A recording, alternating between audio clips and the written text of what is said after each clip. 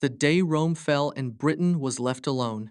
The world did not end with fire, it ended with silence. Not the silence of peace, but the kind that follows when greatness finally collapses under its own weight.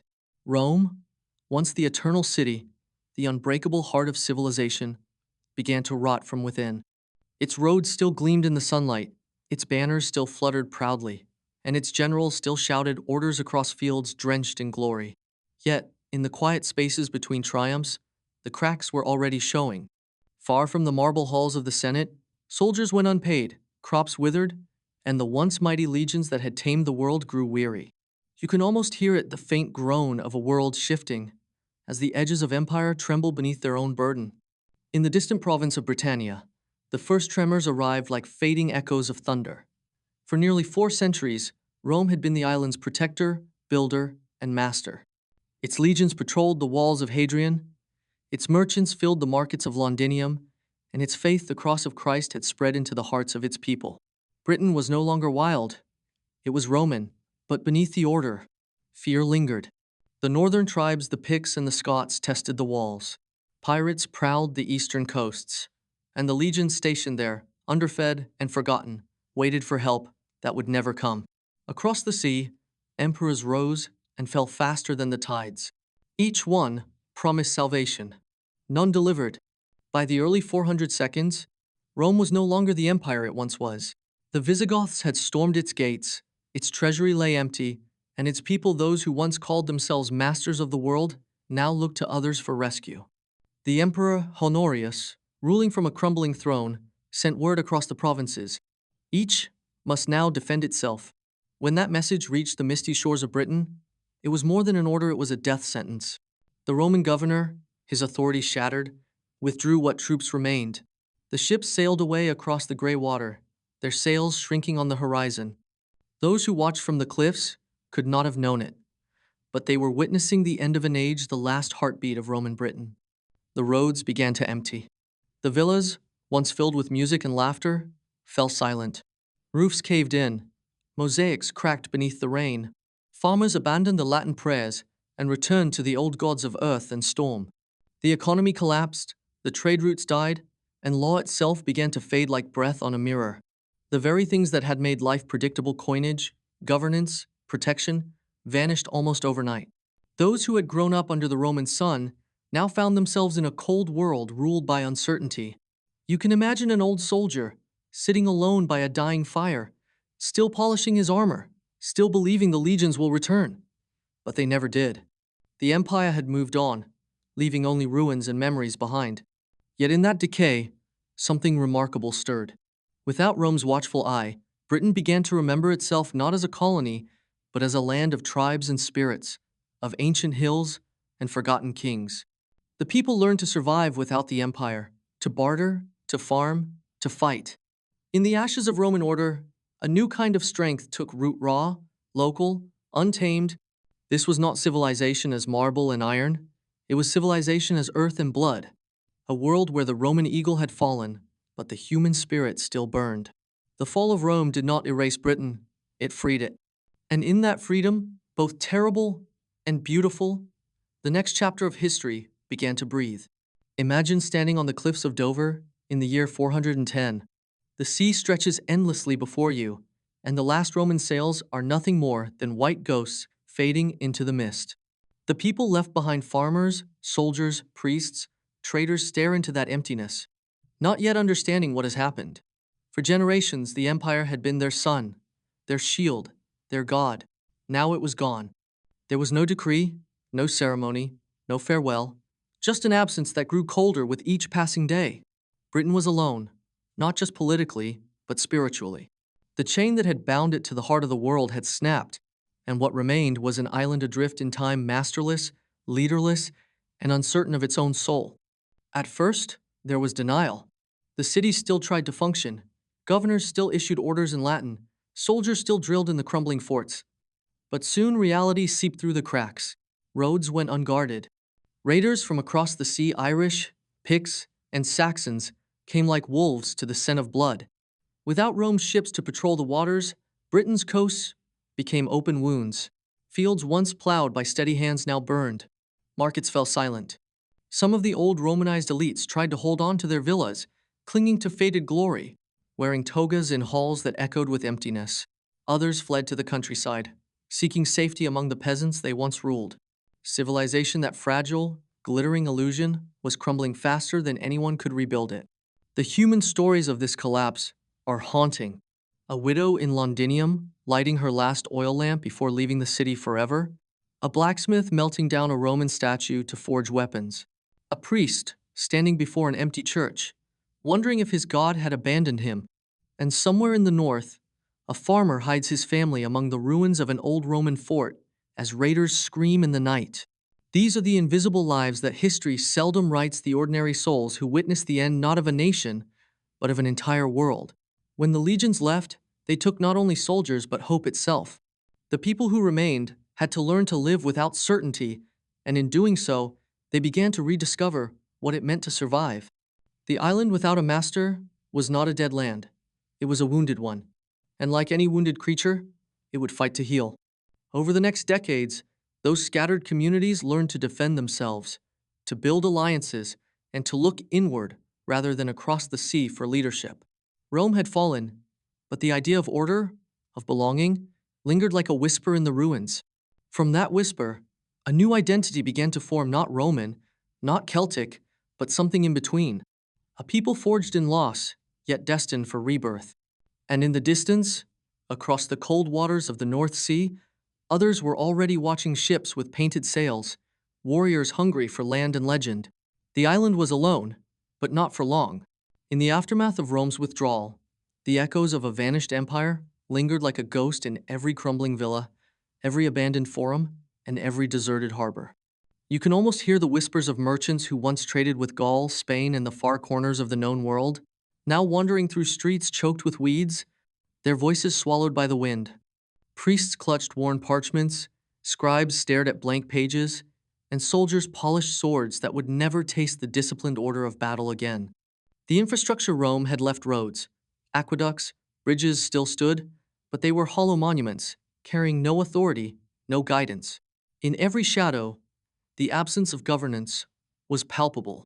Civilization had not disappeared, but it had gone silent, leaving those who remained to navigate the delicate edge between memory and oblivion. Among the survivors, daily life became a test of endurance. Farmers, once protected by legions, now bore the full brunt of uncertainty. Villages fortified themselves with hastily erected wooden palisades. Communities that had depended on Roman roads for trade were forced to find new paths through dense forests and marshes, facing both natural and human threats. Children grew up hearing stories of Roman heroes they never knew, taught by elders whose memories were already tinged with sorrow. In the monasteries that remained, monks struggled to preserve knowledge, copying texts by candlelight while their lands were threatened by raiders from the north.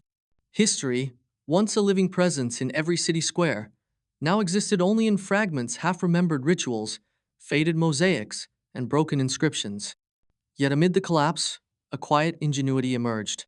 The people of Britain began to blend Roman methods with their own traditions. They repaired aqueducts just enough to water their fields, reused fallen columns to build simple fortifications, and adapted Roman farming techniques to the wild soil. Scholars argue whether this was the beginning of a uniquely English civilization or merely a desperate survival tactic. But the result was undeniable. Out of chaos, innovation blossomed. Some villagers even attempted to maintain local courts of law, invoking Roman principles alongside tribal customs. Life was harsher, yes, but it was real, tangible, and immediate. Every decision, every harvest, every defense of home became a testament to human resilience in the absence of empire. By the end of this era, the stage was set for the next great movement. Across the gray seas, the first ships carrying new peoples, Angles, Saxons, and Jutes, were already glinting on the horizon. They would arrive not as saviors, but as inheritors of a land left alone. Britain's memory of Rome would both aid and haunt them, shaping alliances, conflicts, and the very identity of the land. In the silence of deserted streets, in the whispered prayers of priests, and in the eyes of children learning to survive, one could see the fragile beginnings of what would one day become a nation. The empire was gone, but its shadow lingered, a ghost guiding the future. The tribes arrived in waves, small at first, testing defenses, learning the terrain, mapping rivers and forests.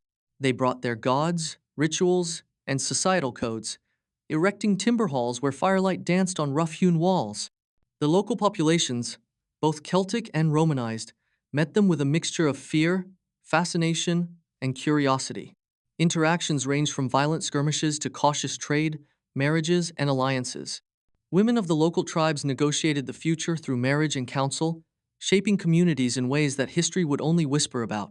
Children watched these new faces, learning both to defend themselves and to navigate the complexities of culture in flux. Britain was no longer alone. It was a mosaic of peoples, languages, and traditions, each vying to leave its mark. Life in the newly settled regions was harsh. The newcomers cut forests to plant crops, built villages on marshy ground, and established fortifications to guard against rivals. Archaeological evidence, such as tools, jewelry, and pottery, tells a story of adaptation and resilience. They learned to survive in a land still haunted by the memory of Rome utilizing roads, walls, and towns left behind while simultaneously imposing their own order. Scholars still debate whether these tribes sought to replace Roman civilization or simply coexist with it. Yet in practice, Britain became a land of negotiation between past and future, where old gods and new kings cohabitated in uneasy proximity, shaping the contours of a society in transition. The cultural infusion was not limited to warfare and politics. Art, language, and religion transformed under this pressure. The runes of the Germanic peoples began to inscribe walls and objects, slowly blending with Christian symbols that had survived the empire's withdrawal. Poetry, oral storytelling, and song became crucial tools for memory, law, and identity. Communities celebrated victories, mourned losses, and honored ancestors in ways both inherited and invented. Through these acts, Britain was gradually stitched into a patchwork of emerging kingdoms: Wessex, Mercia, Northumbria, East Anglia, each a testament to adaptation, survival, and ambition. In every hall, in every field, in every river bend, the story of a land finding itself anew began to unfold. By the time the first generations of settlers grew to adulthood, Britain had already changed irreversibly. The Angles, Saxons, and Jutes were no longer strangers. They were part of the landscape, shaping laws, defending lands, raising children, and integrating their traditions with the echoes of Rome. Old villas became new halls, Roman coins melted into jewelry, and the memory of empire became both guide and ghost. The island that once stood alone now bristled with energy, conflict, and potential. The coming of the new tribes was not merely an invasion, it was the dawn of a civilization, an awakening that would define the contours of England for centuries to come. The story of survival had become the story of identity. From the ashes of Roman Britain and the tide of incoming tribes, a new world began to take shape, one neither fully Roman nor purely tribal, but something in between. It was a land of contradictions, forests that hid both danger and sanctuary, rivers that brought trade yet separated kingdoms, and hills that bore both monuments of the past and the foundations of the future. The people of this era were builders, fighters, and storytellers, weaving together traditions, faiths, and memories into the fragile tapestry of what would one day be called England. Each village, each hall, each clearing in the forest carried the imprint of this transformation, the invisible hand of history guiding the rise of a people who had learned to survive in the absence of empire. In Wessex, Mercia, Northumbria, and East Anglia, kings and chieftains emerged who understood both the sword and the necessity of alliances. They forged bonds with neighboring tribes, negotiated marriages, and codified laws that blended old Roman principles with Germanic customs. Christianity, though still new to many, provided a unifying thread across disparate communities, while the old gods lingered in the hills, rivers, and sacred groves, whispering in the wind. Children grew up hearing stories of both Roman glory and tribal heroism, learning the lessons of resilience, courage, and cunning. This was a society learning to define itself, one battle, harvest, and celebration at a time. The landscape itself mirrored the transformation of its people. Roman roads became trade routes for Anglo-Saxon merchants. Abandoned villas were rebuilt as timber halls. Forts that once protected imperial legions were now defended by local warriors. Artisans carved runes into wood and stone, blending old symbols with new meaning. In the quiet of monasteries, scribes recorded histories, prayers, and poetry, preserving the memory of Rome while nurturing the emerging culture of the Anglo-Saxons. Scholars still debate whether this synthesis was conscious or inevitable, but the result was a civilization with its own identity, forged in both memory and innovation. Every artifact, from jewelry to weaponry, tells the story of a people reinventing themselves while carrying echoes of the past. Women and children played a crucial role in this rebirth. They maintained households, raised the next generation, and, in many cases, negotiated alliances and preserved knowledge. Mothers taught children songs of past heroes, while daughters learned craft, strategy, and faith. Villages became centers not only of survival, but of culture, where stories were sung by the hearth and lessons passed from elders to youth. It was through these human connections that the spirit of a New England was nurtured, resilient, adaptive, and alive. The society that emerged was not the end of an era. It was the beginning of a legacy, one that would endure, transform, and ultimately define the nation's future. By the close of this formative age, Britain had been irrevocably changed. The Roman Empire had vanished, the tribes had arrived, and the first threads of an English identity had been woven into the land, the laws, and the lives of its people. From the chaos and uncertainty, order and creativity blossomed. The Anglo-Saxons would carry forward both the shadows and the light of the past, creating kingdoms, forging traditions, and telling stories that would echo for centuries. This was the birth of a forgotten England, a world in transition, filled with triumph, sorrow, courage, and hope. And as we reflect on this awakening, we remember